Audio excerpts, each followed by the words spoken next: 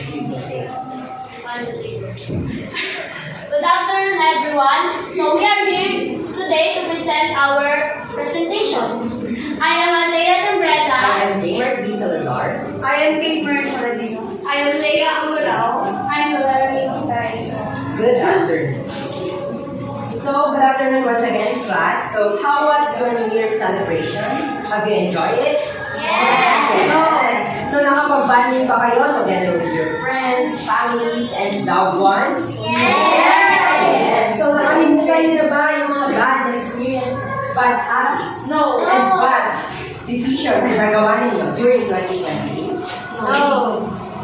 Who said no? We should forget all of those in order for us to move forward during this year. How about ang past lessons natin? Nakalimutan niyo na? No, we should not forget those.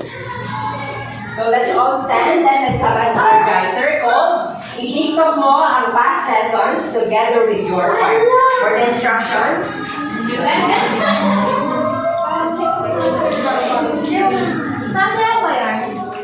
So, pass the magic shoes while the music is playing. When the music stops, the last two persons holding the shoes will come to the front of the class and perform a TikTok dance. And after that, they will share what they have learned in previous lessons in our self-road one hour.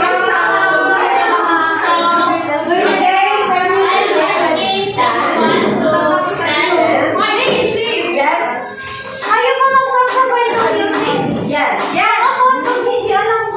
you have two choices, jumbo hotdog or barbarity.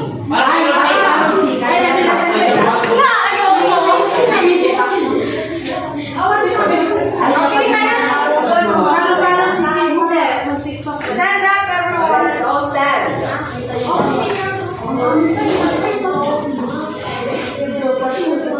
Talikod yung isang shoes. Talikod yung Paano kayo? Go. Okay, music. Tapos Kimi Maria Trey pasal. Okay, pastor shoes. Walwaling mo sa Luena.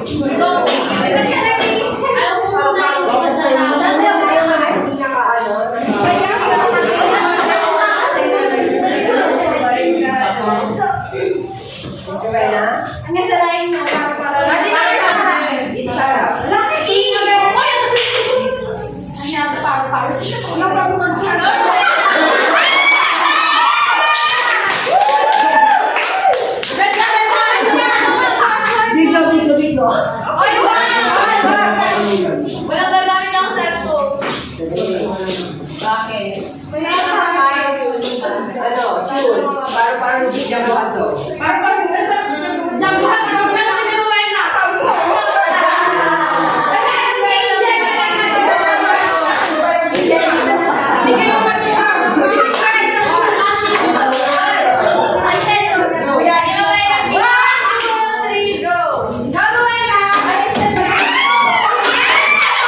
Go.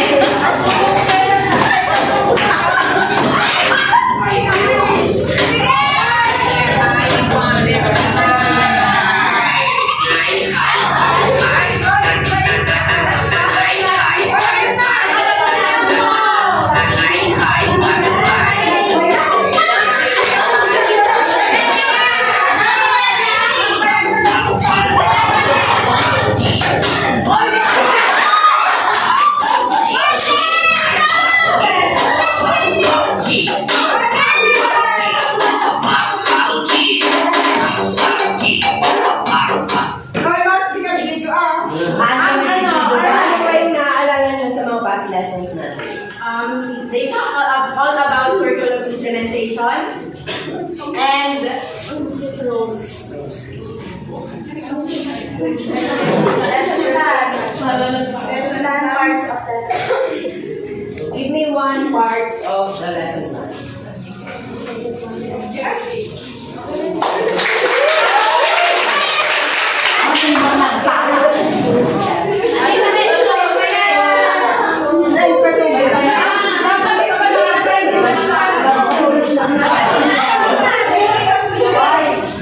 Yung nakuha na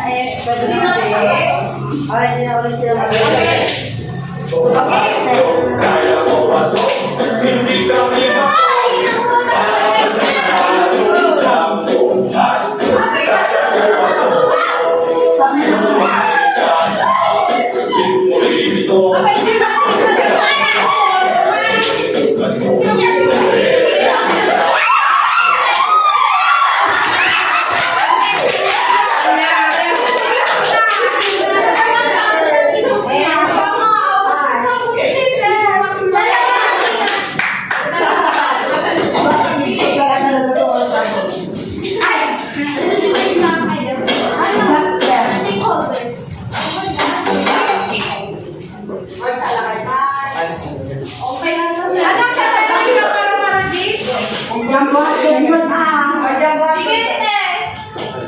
Sumano na ulit ako po din.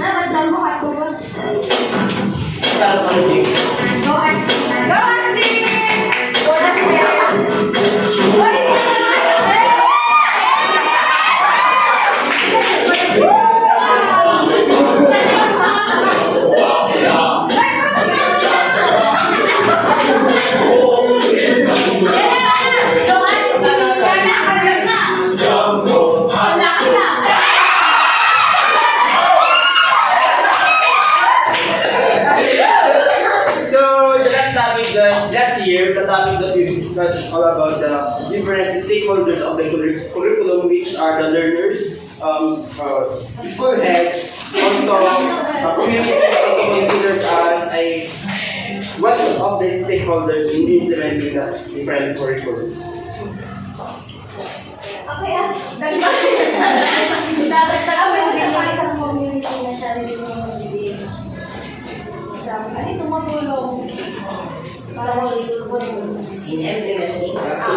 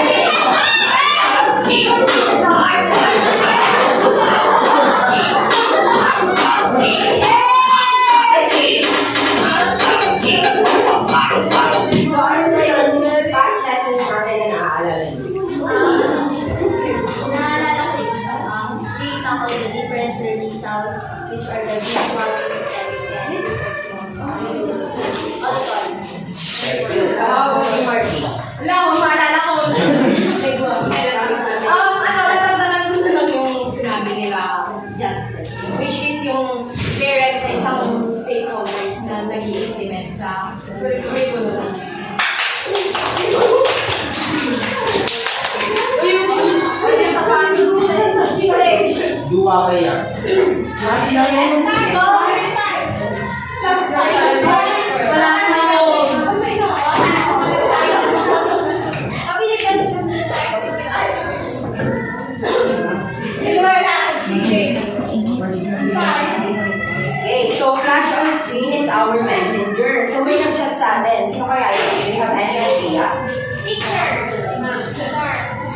any idea? Yes? Principal. Let's see kung siya. Oh, si Dora. Ano kaya yung message ni Dora sa atin? Let's all read together. Happy New Year! I apologize for the inconvenience, but I badly needed your additional help. I can't open my laptop because I forgot my password. Do you mind helping me? So, kailangan ni Dora ng tulong natin. Hindi ba tayo tulungan siya? Yes, of course. Hindi ba tayo tulungan siya? So, ano ba yung tulong na kailangan niya? Yes, Miss Bernadette? To find her password. Para ma-open niya yung kanyang laptop. Yes, so sabi niya, I wrote down my password on my notes, but the letters got jumbled. So na-jumbled daw yung mga letters. And I can't remember it. Please guide me in unlocking my password so that I can open my laptop again. Let's do the activity. Who wants to try to arrange the jumbled word? Give me a number. 1, 2. What do you think is the password of Dora? Curriculum evaluation. Is she correct? Yes! Again, do you mind to tell me what is the password? Curriculum evaluation and the teachers. Let's see. Very good. And the password of Dora is curriculum evaluation and the teacher. So, ano yung last message ni Dora sa akin? Let's see. Good job, BSC Trimas. The password is correct. Now, my laptop is ready to share. Now, my laptop is open and ready to share with you what would be your lesson for today. Are you ready? So, yung password na pala yun ay nakatulong sa atin for us to know kung ano yung lesson natin today. Are you ready? Yes! Okay, what is our lesson? So with that, our lesson for today is curriculum evaluation and the teacher. So focusing on lesson 5.1, we will tackle on how, why, and what to do to implement the I do evaluate a curriculum. So following our objectives, at the end of this lesson, the student will learn A. Describe the curriculum evaluation, explain the need to evaluate the curriculum and how it is being done, and recognize the different curriculum evaluation models.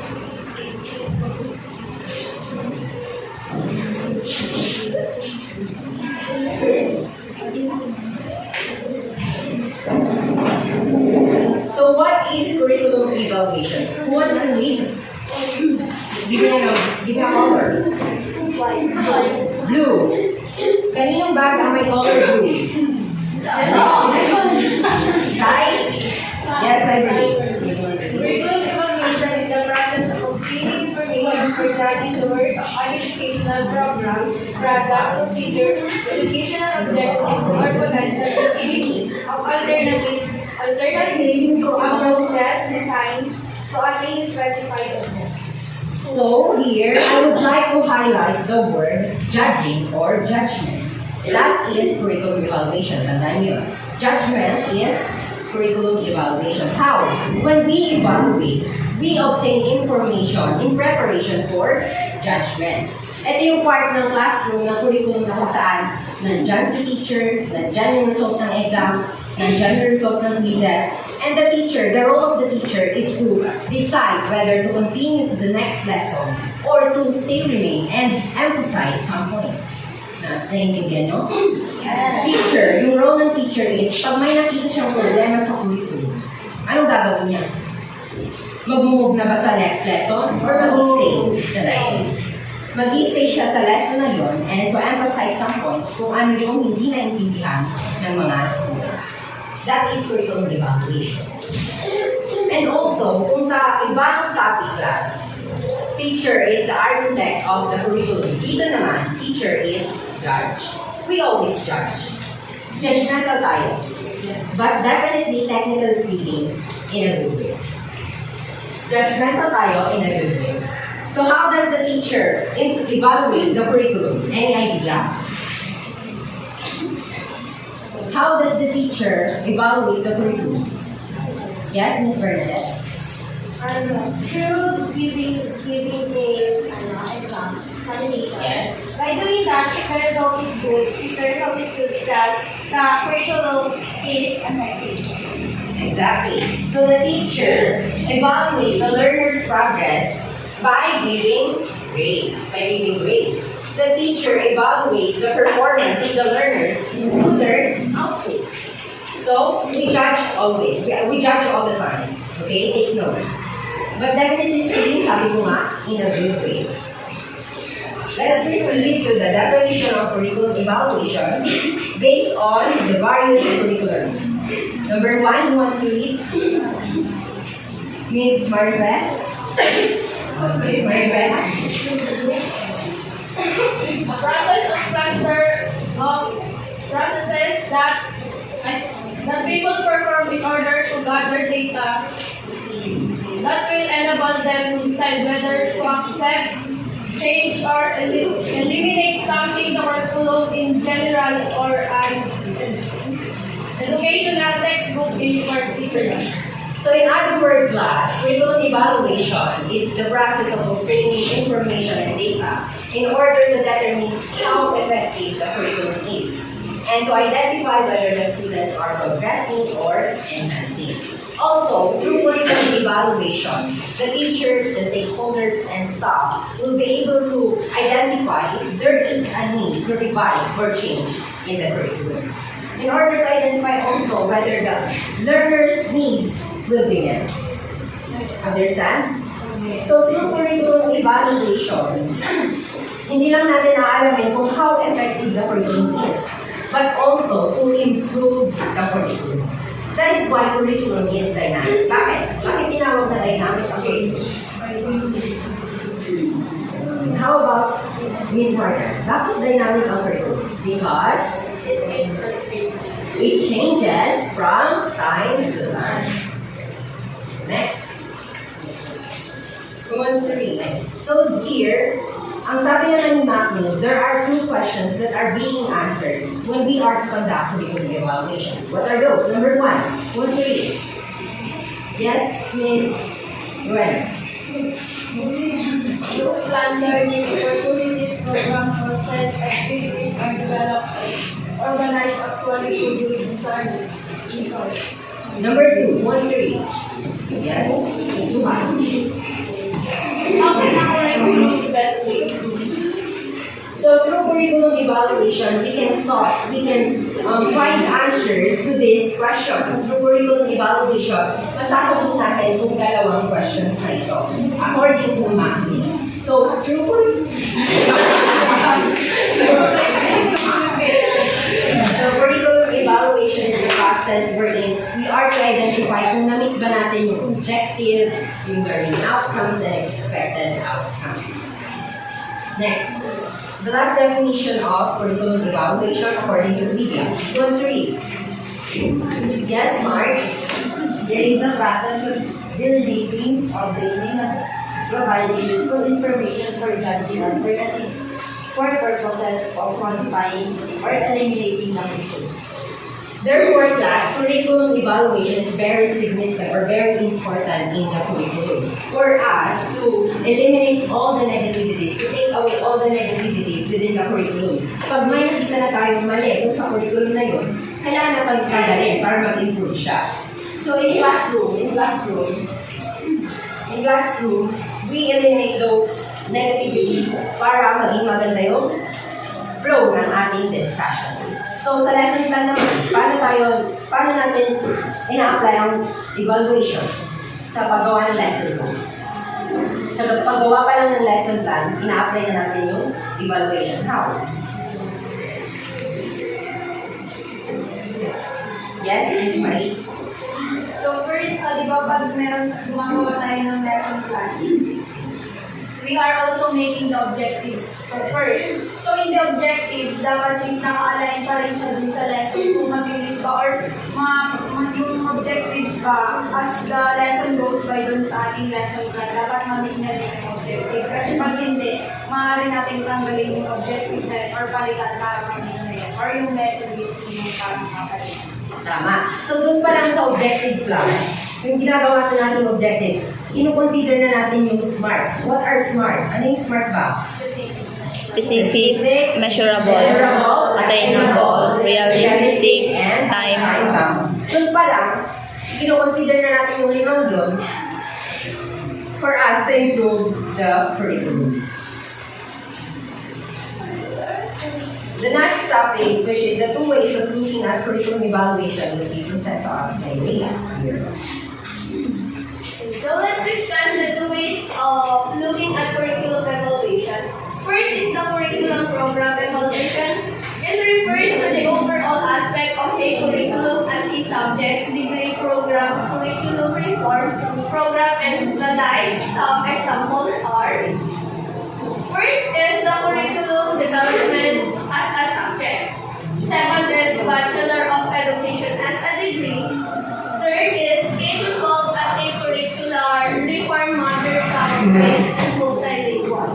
Dito sa may sa K-12 as a curricular reforms, covered kindergarten and 12 years of basic education, which is 6 years in primary education, 4 years in junior high school, and 2 years in senior high school. This program gives the students enough time to master their skills and develop life learners and prepare learners to enter in tertiary education, employment, and entrepreneurship. Next is the education as a program. And the last one is outcome-based education is as a process. Next is the component of a curricular program. It is refers directly to the assessment of curriculum contents and processes as implemented every day in view of the learning outcomes, as either formative and summative. This covers separately evaluation for a curriculum component. This involves the evaluation of learning outcomes if it is achieved or not, the evaluation of teaching and learning process, and the evaluation of the instructional materials such as the books and the modules, as well as the evaluation of the assessment of the learning outcomes, and here is a specific reason why curriculum is needed to be discussed.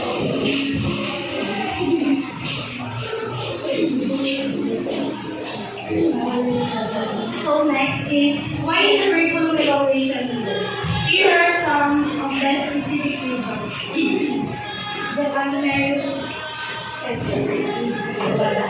Curriculum evaluation identifies the strengths and weaknesses of an existing curriculum that will be the basis of the intended plan, design, or implementation. An evaluation is done in the middle of curriculum development. It will tell if the design or implemented curriculum can produce or disproduce the assignment. So, the first is, curriculum evaluation identifies the strengths and weaknesses of an existing curriculum that will be the basis of the intended plan, design, or implementation. So, ibig sabihin nito ay, sa pamamagitan ng curriculum evaluation, we will know kung gaano ka-effective yung curriculum, and we will be able to know the strengths and weaknesses na magtutulong sa paggawa ng tamang plano o decision sa curriculum. Tapos, dito sa next is, when evaluation is done in the middle of the curriculum development, it will tell the design or implemented curriculum can produce or is producing the desired results. So, of course, the curriculum evaluation is very important. Dahil sa pamamagitan nito, ay masisiguro natin kung yung curriculum na ipinapatupad is sapat at saka mabuti sa mga mag-aaral. And if the curriculum satisfy the desired outcome. Who wants to read? Curriculum evaluation.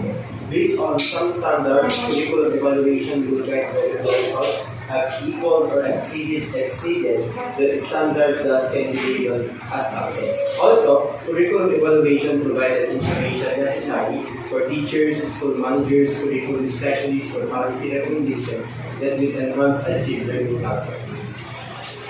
So, in short, curriculum evaluation ay napakahalaga dahil hindi naman ito nag-provide ng information sa mga teachers, stakeholders, school managers, and etc. And also the strength and weaknesses. Ito rin ay magsisilbing guide ng mga teacher and ng mga stakeholders para gumawa para sa learning process.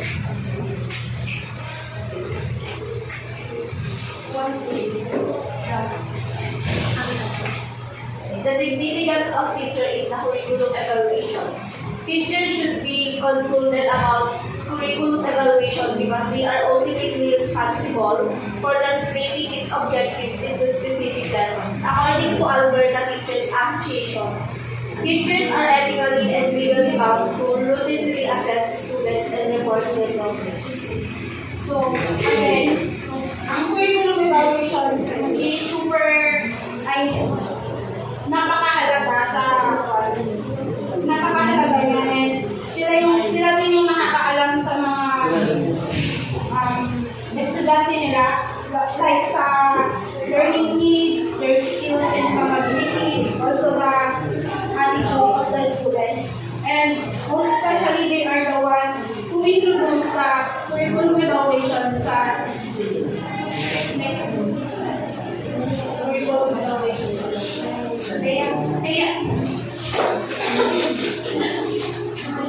So our next topic is curriculum evaluation model. So we have 5 models. First one is the objectives approach by Tyler, CIPP by Staffordin, stakes model, goal-free, and hierarchy of evaluation. So first to discuss is objectives approach by Tyler. So who wants to read the first bullet? Yes, please. Tyler's proposed model focus on evaluation that occurred at the end of the learning experience that brings summative approach evaluation. So this objectives approach, I will discuss the evolution of this. So first is, nandito, sabi niya is, it is a summative approach to evaluation. So we all know that summative approach is the judgment to the efficacy of the program or a course at the end. Diba? Example of this is summative test, chapter test, and unit test. Yung gagawin na natin or to assess kung may natutunan tayo at the end. So over time, in 2009, by Billings and Halstead, more focus was placed on a formative approach to evaluation, namely one that focused on curriculum evaluation during the entire development and implementation of an educational program. So nung una, it is a summative approach to evaluation. So in 2009, naging formative approach to evaluation, meaning nangyayari yung evaluation during the discussion or during the program or course. Can you give me some example of an formative approach to evaluation? Yung nangyayari during our discussion. Yes? Pero yung impromptu quiz, yung parang nagdi-discuss, tapos walang makikinig, magkakaroon ng impromptu quiz para naingay pala sila, so alam na siguro nila yung program or course. Next one, of course, there is spread of the model. First is involve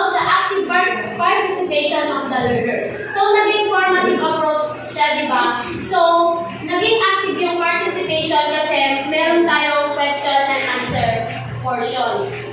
Next is objectives are clearly defined in the purposes and simply linear approach to development of behavioral objectives. So, linear approach, ibig sabihin may order na siya or brings in order. So, next one is the CIPP or by scaffolding. So, CIPP, the acronym of this is the context, the input, the process, product evaluation model. So, in the context evaluation, syempre, una dito is yung pagkakaroon mo ng goals. Ano ba yung needs? Ano ba yung magiging resources, problems, background, and environment? Next one is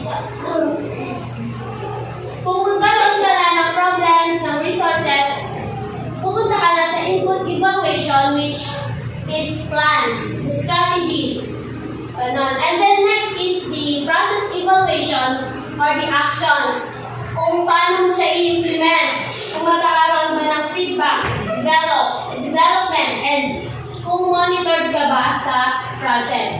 And of course, the last one is the product evaluation or the outcomes. Naging effective ba siya or kailangan mong ulitin sa context evaluation? So, the CIPP model was created in the 1960s by Daniel Scaffolding and is considered a decision-oriented model that systematically collects information about a program to identify strengths and limitations in content or delivery to improve program effectiveness or plan for the future of the program.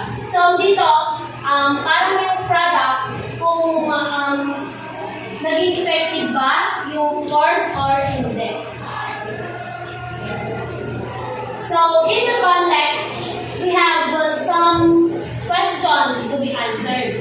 So, in the context, what needs are to be addressed by the program? So, natakal na rin sa ating chart. So, these are the questions that were pinalawak lang nila. What the programs already exist help in defining objectives for the program. Sa input naman, what resources are available? What alternative strategies for the program should be considered? What plans seem to have the best potential for meetings, needs, colleagues, design of program procedures, and the process, how well is the plan being implemented? And what barriers prevent its success, and what revision are needed? And last one is the product. Or once these questions are answered, procedure can be monitored, controlled, and refined. So, ito na yung product evaluation. The results and how well were needs reduced, kung meron bang kailangang palitan, what should be done with the program after it has run its course, and these questions are important in judging program attainments. Representation state model. Who wants to read? Bernadette. Robert State 1988 proposed a congruence contingency model to evaluate the congruence or matching between the intended and the observed data in terms of three major areas, which are the antecedents, transactions, and outcomes. So dito, merong three majors, which is antecedents, transactions, and outcomes. So antecedents is any condition existing prior to teaching and learning which may relate to outcome. Conditions existing prior to curriculum evaluation. Student interest or prior learning. Learning environment in the institution. Traditions and values of the institution. So dito sa antecedent, bago ka magturo, alam na ng estudyante ba kung baga nag-e-exist na yung lesson na yun. So ang magiging kinalabasan niya, may i-relate natin sa outcome. So, next, transaction. Are the countless encounters of students with teacher, student to student, author with reader, parent with counselor. So, dito sa transactions, ito yung interaction that occur between teacher to students, students to students, students to curricular materials, students to educational environment, and transaction is equal to process of education. So outcome. Outcome include measurement of the impact of instruction on learners and others. Learning outcomes, impact of curriculum implementation in students, teachers, administrators, community. Immediate outcomes versus long-range outcomes. So dito sa outcomes, ito na yung pinalabasan ng antecedents and transactions.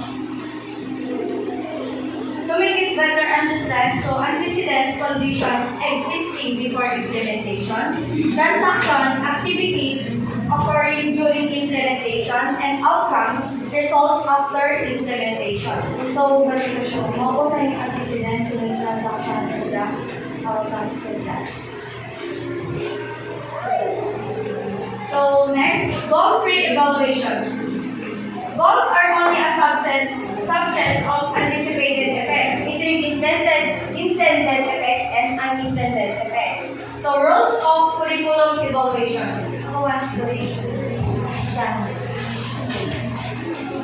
Rules of curriculum evaluation.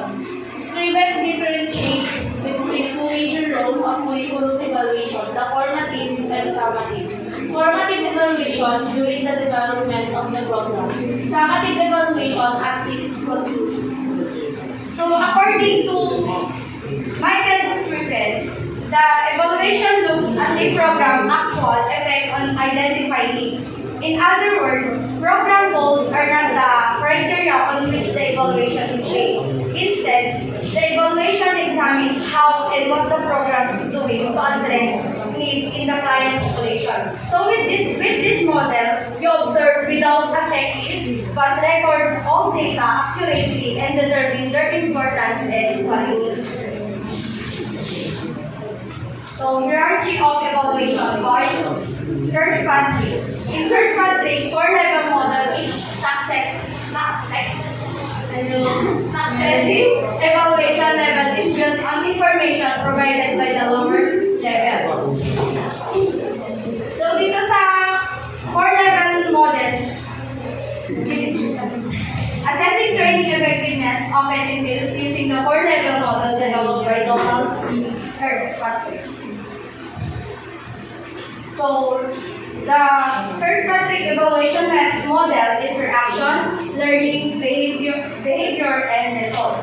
In reaction, measure if the learner have found the training to be relevant to their role, engaging, and useful. In learning naman, measure whether or not the learners has acquired the knowledge, skills, attitudes, confidence, and commitment that the training program calls on. Behavior, measure behavioral changes after learning and see if the learners are taking what they learned in training to apply it as they do their job. So the result, measure whether or not the targeted outcomes resulted from the training program alongside the support and accountability of organizational members. So in reaction, evaluation at this level measures how participants in training program react to it. According to Kirkpatrick, that every program should at least be evaluated at this level to provide for the improvement of a training program. Level 30.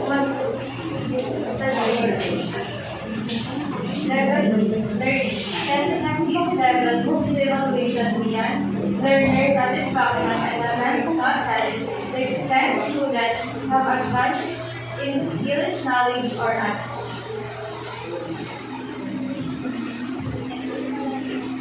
So dito, para mag-assess tayo dito sa may di ba, yung bago tayo pumasok is, yung first step is to nagpapatest sila, which is pre-test. Tapos after na nung SEM, magpapa-post test sila kung may natutunan ba tayo dun sa for the following months na pinag-aralan natin.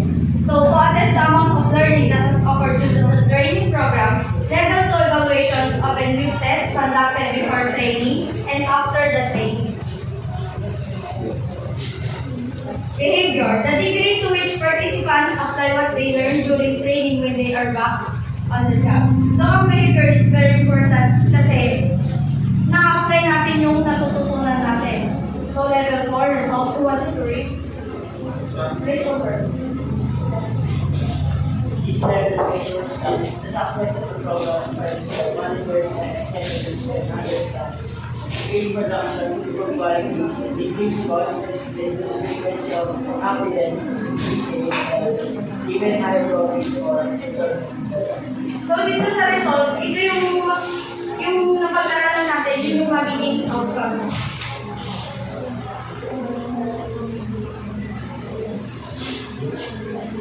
Productivity.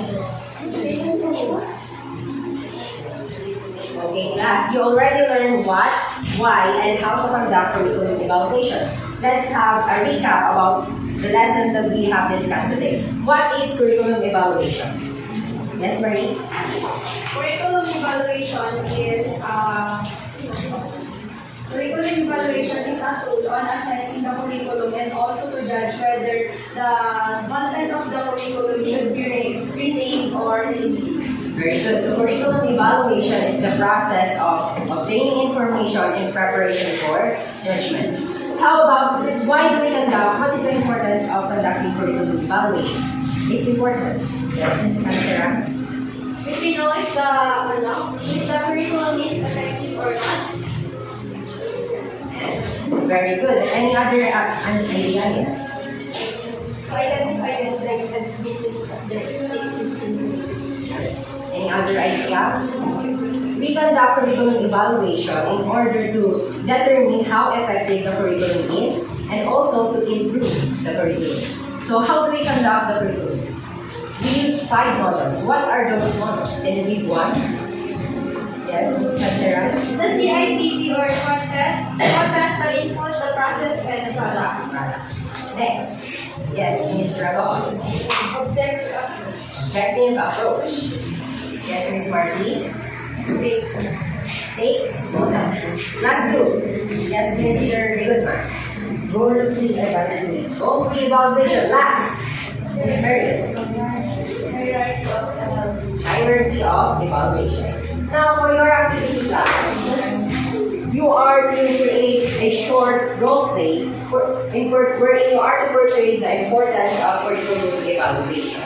Go to your group and you will be giving 10 minutes, 10 or to 10 minutes. Yung group sa Yung group dito. Come again? Yung group sa reporting? Okay. Group sa report. Wait, ano oras na ba? 150. 150. Okay pa, kaya pa. Go to your group.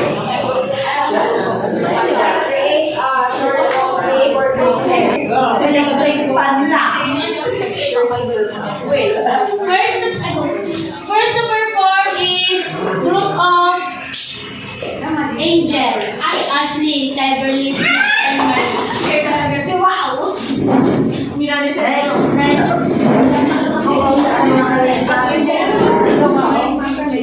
Hindi kita.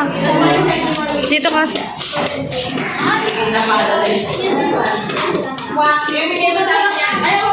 Kita lahat daw.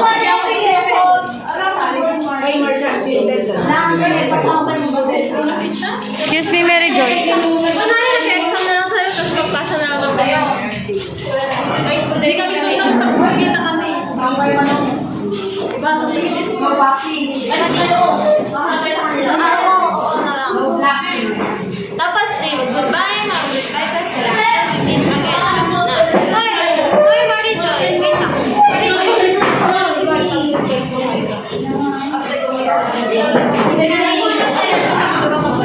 Tapos, after nung goodbye, doon na tayo mag-goodbye, ma'am. Student ka rin ako. Bye. Kapag ako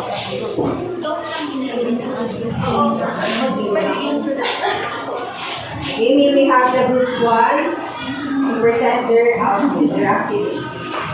Go. Good morning, class. Morning, ma'am. Si Ayos na yung mga upuan mo. So yesterday, I have given you an activity to write some of the topics that I have sent you in or GC. So, sino yung mga nag-take note? Can I borrow your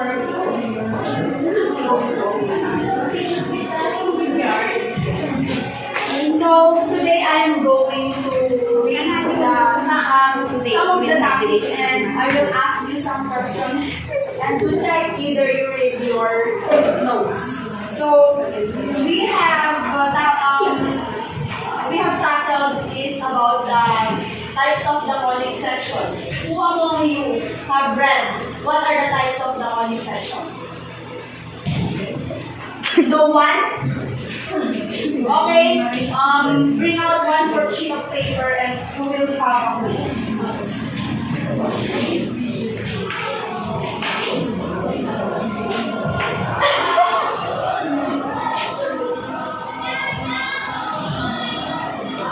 So, first question is when the planes have to hold parallel to the base, what type of a conic section is that?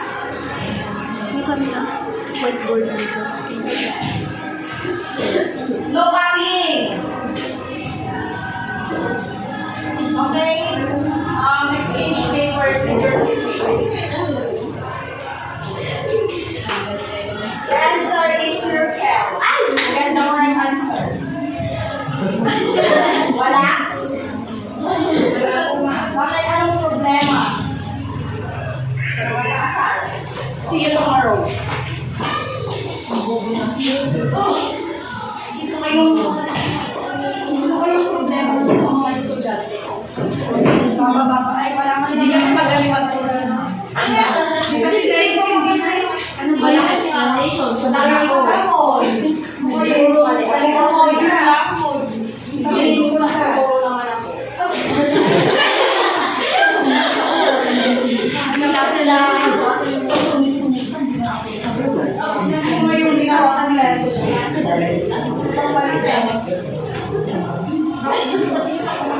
okay naman yung objectives ko. Sadyang yung mga student ko. Siguro yung style ko din. Marami yan sa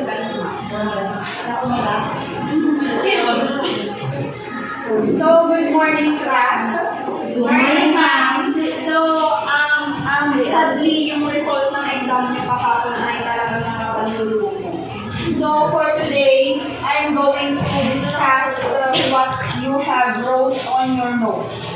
So, in the conic sections, there are 4, which is the circle, parabola, ellipse, hyperbola, and yes, the last is hyperbola. So, when we say circle, when the plane cuts hold parallel to the base. Then, pag parabola, when the plane cuts on the knob and it passes through the base. So, lahat ba tayo nyo naintindihan na yung lesson natin? Yes, ma'am. Okay. So, tomorrow, I will be giving you another quiz. So, hindi ko i-record yung kahapon kasi baka yung mga grades yung mabababa. Kaya I'm giving you chance to review. Para bukas is makakuha kayo ng mataas na score. Okay ba yun? Yes, ma'am. Ma'am, pwede po mag-exam po. Okay. So, can I borrow your pen? So, if we are going to draw a circle, ay dito muna yung plane muna. Yung Cartesian plane. So, ang general formula or standard form for the circle is x squared plus y squared is equal to r squared. Wherein the r squared here is the radius. So, pag kinuha natin yung radius nito at yung mga plus, gano'n, nakuha ba? Yes, ma'am. So, for tomorrow, you are going to have a quiz. So, sana maganda yung score ninyo.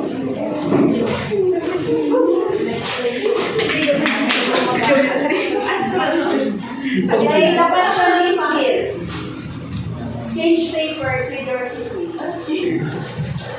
The answer is hyperbola, number 2 parabola, number 3 circle, and next is the ellipse. Okay, perfect score. Ma'am. Kayo? Yes, ma'am. Very good. So, in our short role play, dun sa importance of the curriculum evaluation, ay ipakita na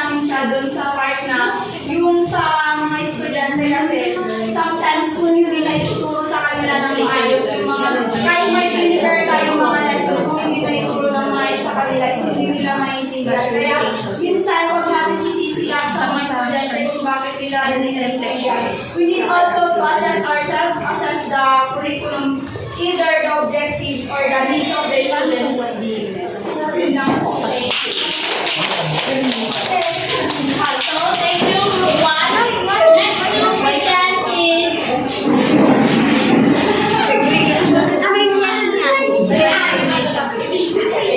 Group of Mark, Marcy, Pizzy, Christopher, and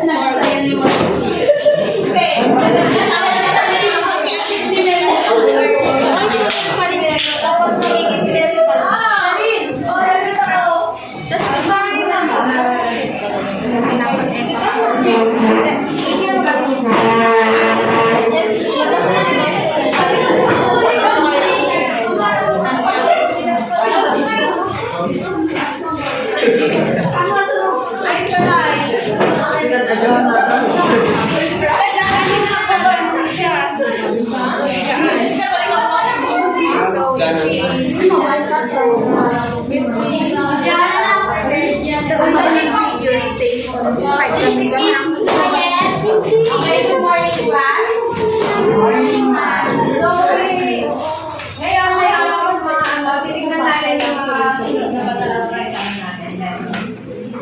105 plus 2. Easy. 107. Tama. 7 minus 5. Mark. What time is 2?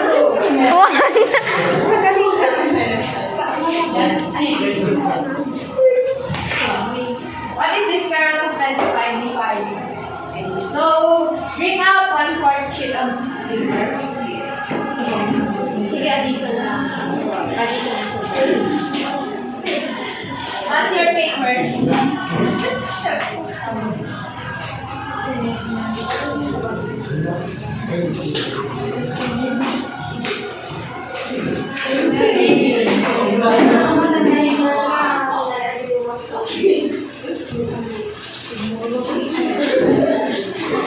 So, meron na result yung quiz nyo.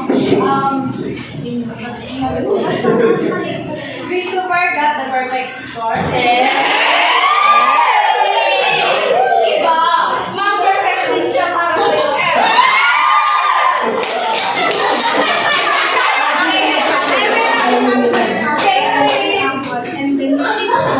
Morgan is easy. How about Jenny? Bakit bumaba na gusto bumaba na? Go to my office na. Meron na ako na. No?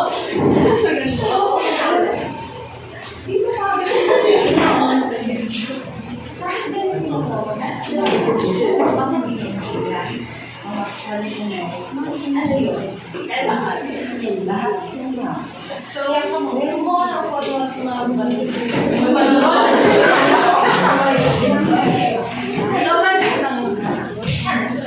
Yes, ma'am. Sige. Naintindihan mo na ba? Yes, ma'am. Perfect. Pakisabi na rin sa mga kaklase mo na bukas tayo mag-release tayo.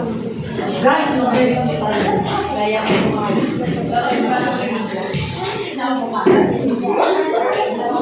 So, siguro sinabi naman ni Marky yung pinapasabi ko kahapon. Siguro naman nag-review kayo.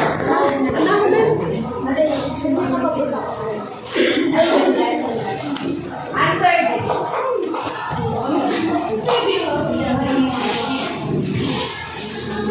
That's your paper.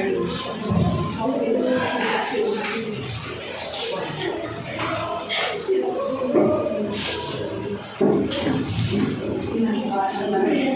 After a reading. So, na-check ko na yung mga quiz nyo. So far, so good. Maganda naman. Lahat kayo naka-perfect. So, pwede na siguro tayo mag-move forward para sa next lesson. Yun lang.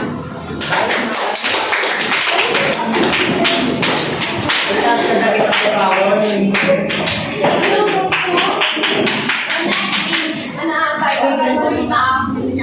Jasper, Jana, Christine, Derek, Ikaw nga mag-video.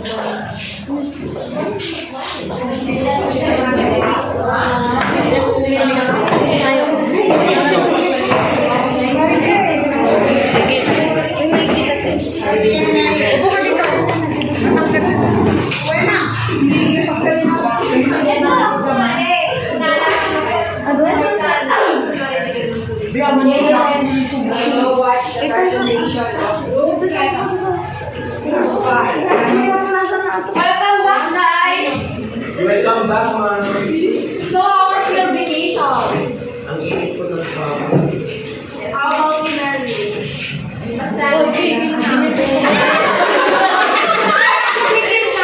Nag-beach na kayo? So, before we start our discussion proper, bibigyan ko muna kayo ng practice.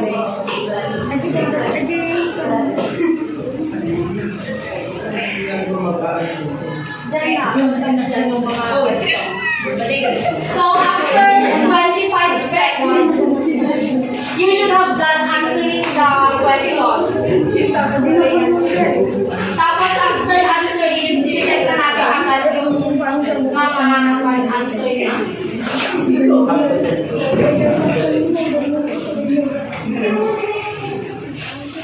Last 5 seconds.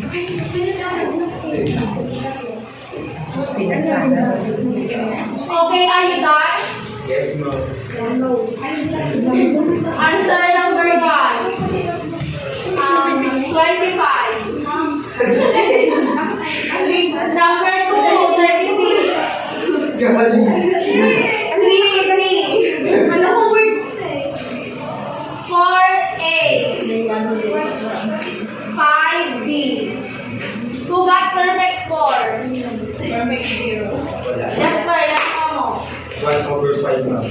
Mary. 0/10. How about Christine? 1/5 mo. And you, Rowena? 1/5 mo. Bakit ang bababa ng mga score ninyo? Nasa bukito. Sa bagay, pretest pa lang namin. Hindi na yan. Hindi natin ito i-record. So, our topic for today is all about additions and multiplication. Bakit about addition and multiplication lang naman yung pretest ninyo ba't ang bababa ng nakuha nyo? Hindi ba kayo marunong mag-addition? Nakalimutan na. Oh, Because 3 digits and 4 digits is hard to answer. Multiplication problem. 3 digits na kung digit ay 1 digit na lang pinaano ko, pinapis ko.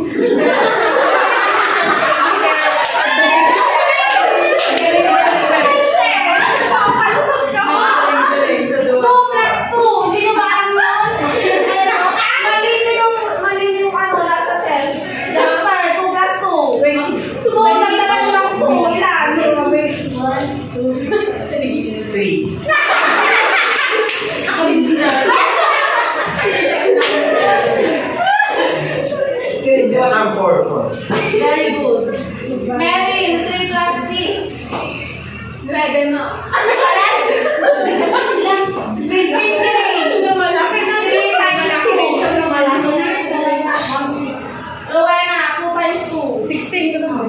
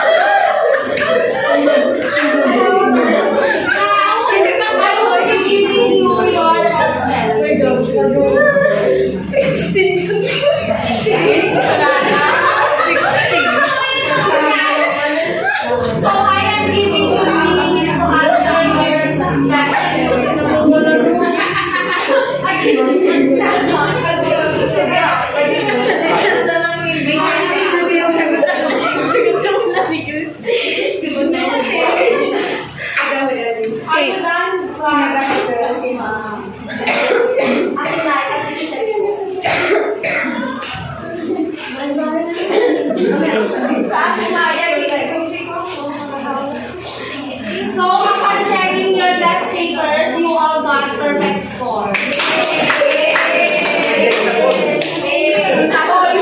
Yun lang po.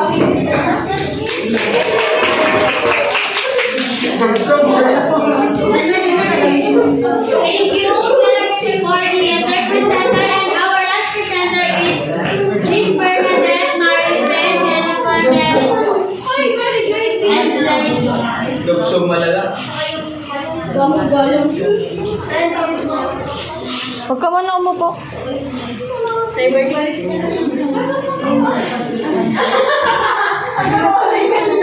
Hindi siya Uy, huwag kayong maingay.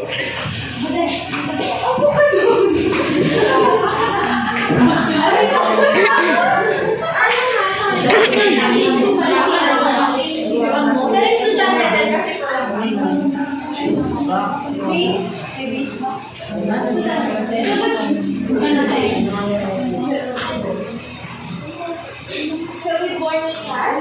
Good morning, ma'am. Acting principal din si Maribel, pero student pa din siya kasi tulad kami.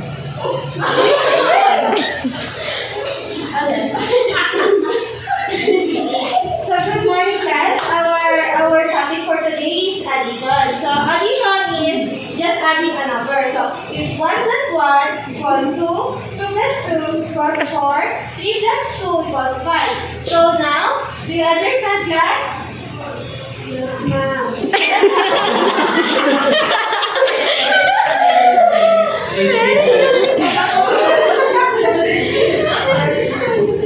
Let's have a quiz.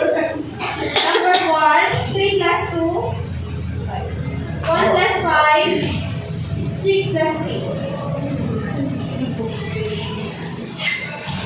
Okay, class, are you done? Yes, ma'am. So let's just try it.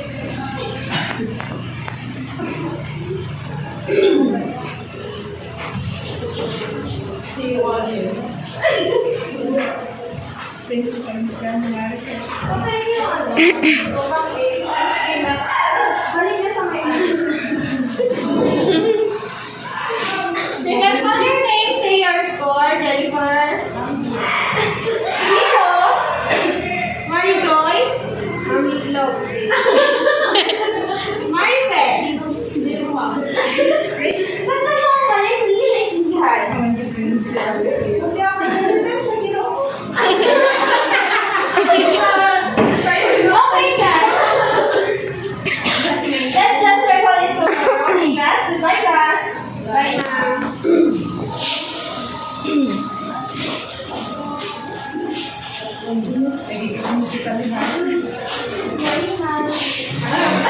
Good morning, Miss Bernadette. May sasabihin na ako. Yes, ma'am. Bakit kinakabahan ka na?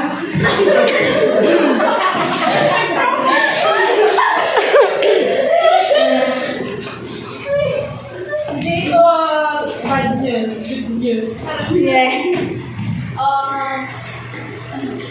I-improve mo yung curriculum mo. Yung pagtuturo mo. Yes, ma'am.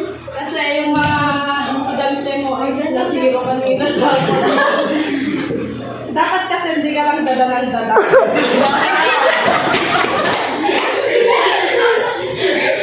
Magtanong ka rin. Yes, ma'am. Yes. Okay, ma'am. Thank you. Okay, hindi ako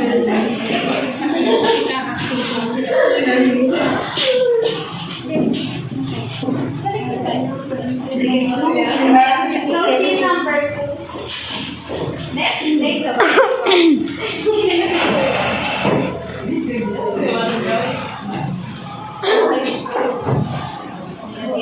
Yung acting principal natin yan is si Miss Alino. Narinig siya.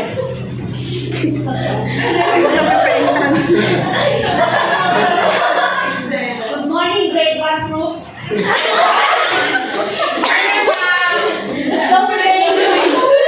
We will be discussing about the addition and subtraction. So, natapos na ba to o may background knowledge ba kayo dito sa pag-add lang ng numbers class? Wala. So, magbibigay ako ngayon ng scenario. May 5 akong apple. May 3 apple si Margie. Binigay sa akin ni Margie yung 3 apple. Ilan na kayo ang apple ko? 5. Wait lang! Di ba na lang yung natirang apple kasi hinakaw ni Margie?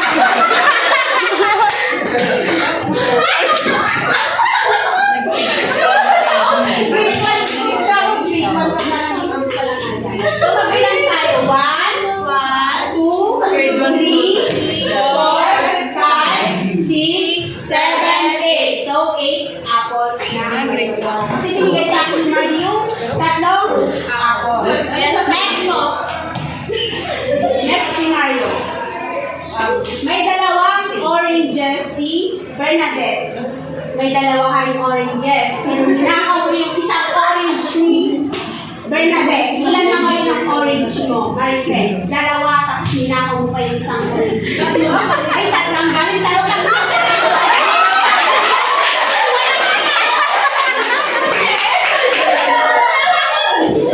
So, 3. Bilangin din natin.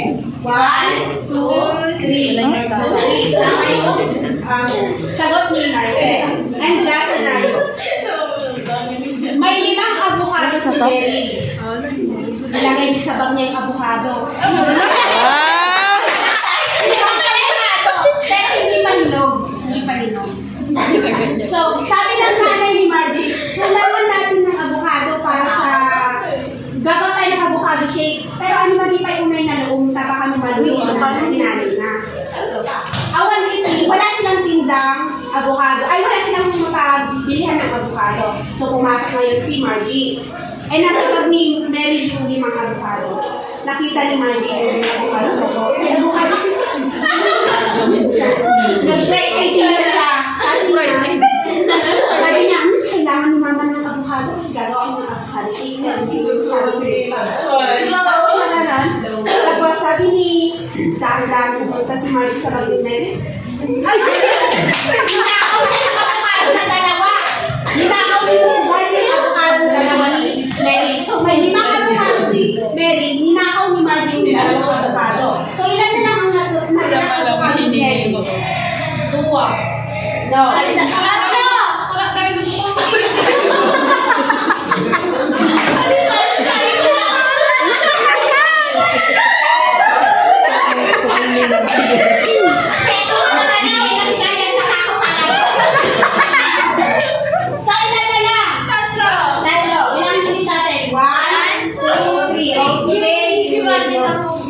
malaman niyo kung paano mag-add and subtract. Magnakaw. So, bring out 1 more sheet of paper and then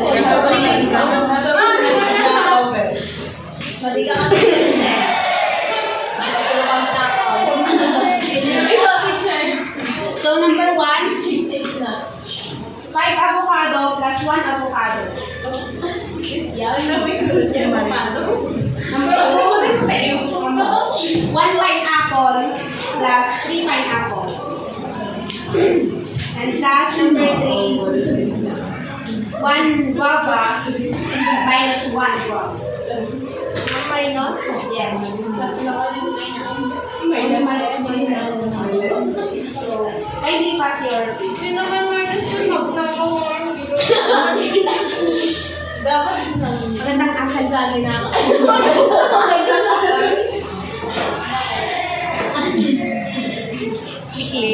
So, lahat kayo ay nakakuha ng